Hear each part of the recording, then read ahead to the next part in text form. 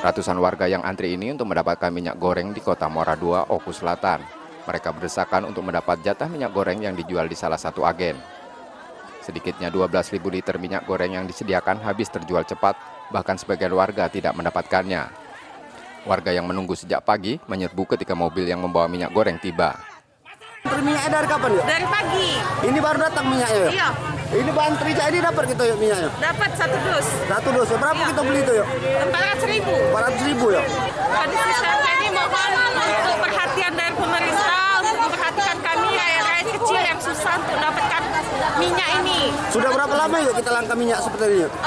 Dari awal 2022 sudah lama. Pagi dari jam 2 tadi sudah kesini lagi. Ternyata mobilnya belum masuk. Nah ini pas sore ini ternyata udah rame seperti ini. Udah antri.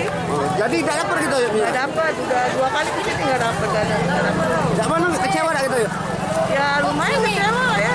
Karena ini rupanya yang dapat ini udah mereka tuh dari toko ada yang langsung merebut. Jadi kita yang perempuan ibu kayak gini nggak bisa mau berebut melawan laki-laki kan. Sulitnya minyak goreng di kabupaten ini sudah terjadi sejak awal tahun lalu. Warga berharap pemerintah daerah dapat mengatasi kelangkaan komoditas tersebut. Setia Budi, Kompas TV, Ogan Kumbering Ulu Selatan, Sumatera Selatan.